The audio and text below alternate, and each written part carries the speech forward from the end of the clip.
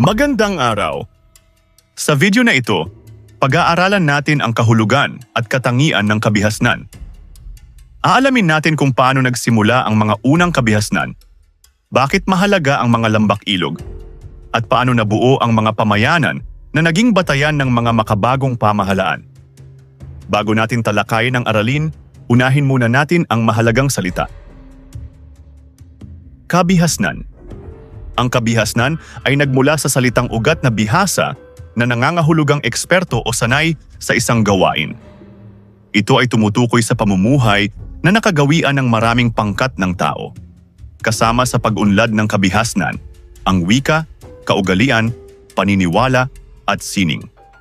Karaniwan ding nagsimula ang mga kabihasnan sa mga lambak-ilog sapagkat halos lahat ng pangangailangan ng tao upang maipagpatuloy ang kanilang buhay ay matatagpuan sa ilog.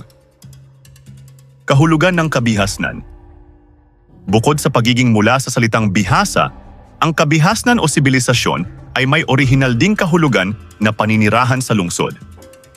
Sa kasaysayan, ang kabihasnan ay tumutukoy sa isang lipunang may mataas na antas ng pamumuhay, organisasyon at kaunlaran. Ang mga unang kabihasnan ay karaniwang umusbong sa mga lambak-ilog. Kabilang dito ang Sumer sa Mesopotamia, malapit sa ilog Tigris at Euphrates, Indus sa India, Chino sa Huangho, Ehipto sa ilog Nile. Katangian ng kabihasnan.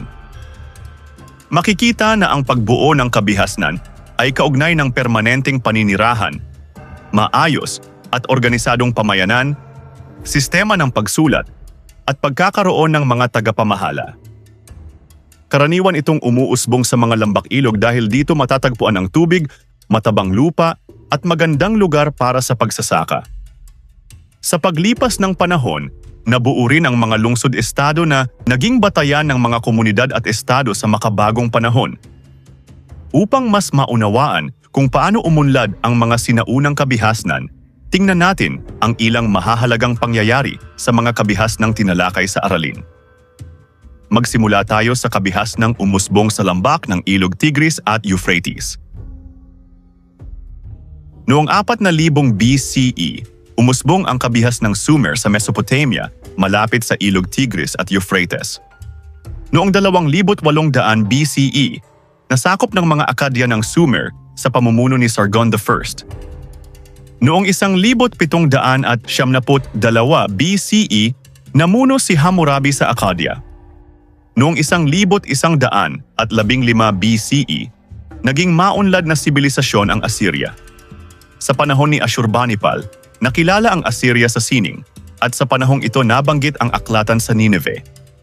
Noong 586 BCE, naging hari si Nebuchadnezzar II sa Chaldea at ginawang bihag ang mga Hudyo.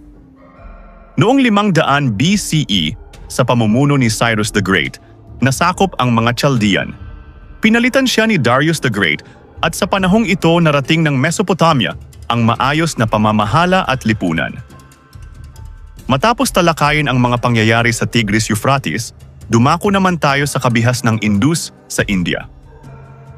Noong 2,500 hanggang 2,400 BCE, unang naitatag ang mga lungsod ng Harappa at Mohenjo-daro. Nanirahan dito ang mga Dravidian sa India at ipinakilala ang sistemang kaste. Noong 1,500 BCE, naging pambansang relihiyon ng India ang Hinduismo. Noong 600 BCE, ipinakilala ni Siddhartha Gautama Buddha ang Budismo. Noong 500 BCE, umunlad ang iba't ibang imperyo sa India, tulad ng Maurya at Gupta. Bilang pagbabalik-aral, tandaan na ang mga sinaunang kabihasnan ay nagsimula sa mga lambak-ilog. Kabilang dito ang Sumer sa Mesopotamia, malapit sa ilog Tigris at Euphrates, Indus sa India, Chino sa Huangho, at Ehipto sa ilog Nile. Naging mahalaga ang mga ilog sa pag-unlad ng kabihasnan dahil dito nakakuha ang mga tao ng tubig, matabang lupa para sa pagsasaka, at iba pang pangangailangan upang maipagpatuloy ang kanilang pamumuhay. Dahil dito, nagkaroon sila ng pagkakataong manirahan ng permanente at bumuo ng mas organisadong pamayanan. Sa pag-unlad ng mga pamayanang ito, Nagkaroon ng mga tagapamahala, sistema ng pagsulat, at mga lungsod-estado na naging batayan ng mga komunidad at estado sa makabagong panahon. Makikita rin na ang pag-unlad ng kabihasnan ay may kaugnayan sa wika, kaugalian, paniniwala, sining, pamamahala at organisasyon ng lipunan.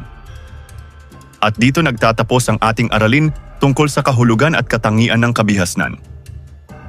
Kung nakatulong sa iyo ang video na ito, huwag kalimutang i-like, mag-subscribe at i-click ang notification bell para lagi kang updated sa mga susunod nating aralin. Hanggang sa muli, maraming salamat sa inyong panonood.